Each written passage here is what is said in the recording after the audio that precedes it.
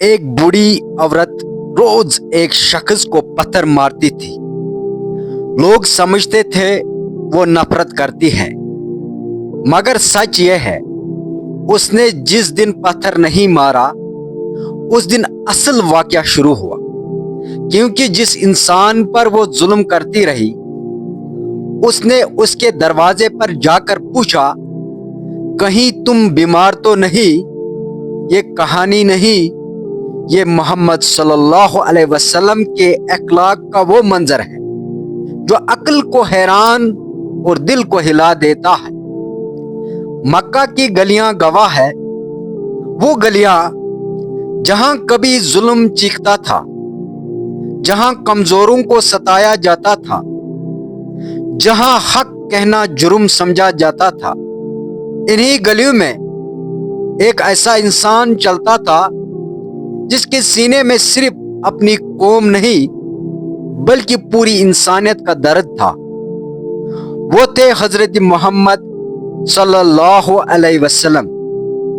آپ صلی اللہ علیہ وسلم روزانہ اسی راستے سے گزرتے، نہ کسی کو تکلیف دیتے، نہ کسی کا راستہ روکتے، نہ کسی سے بدلہ لیتے، لیکن اسی راستے میں ایک پرانا سا گھر تھا، کچی دیواریں، ٹوٹا ہوا دروازہ، اور اس گھر میں ایک بوڑھی عورت رہتی تھی۔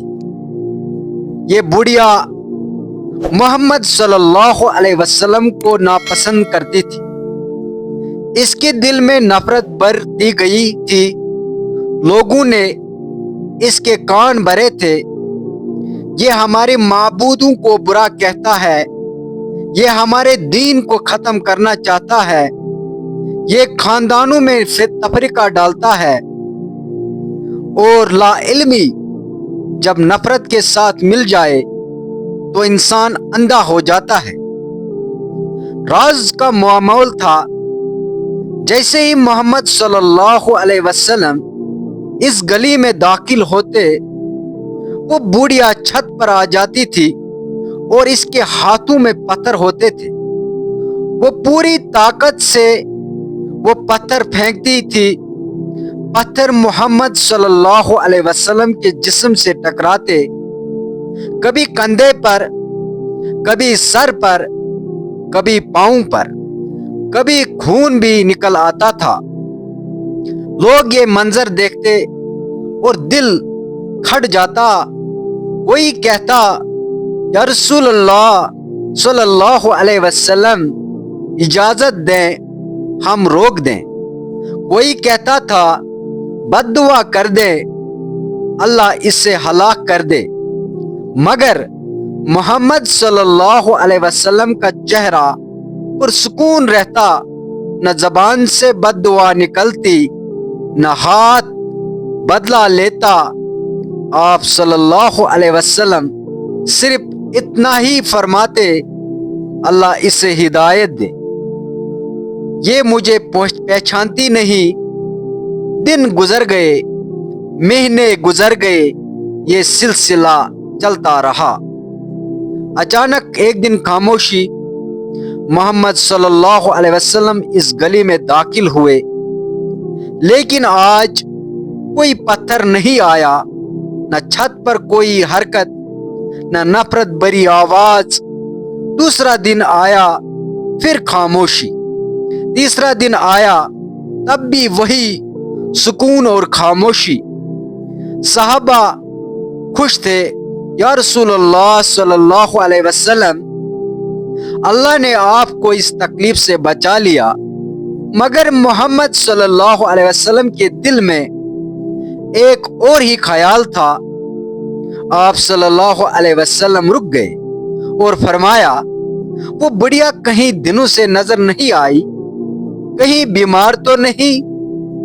یہ وہ لمحہ تھا جہاں انسانیت شرمندہ ہو جاتی ہے۔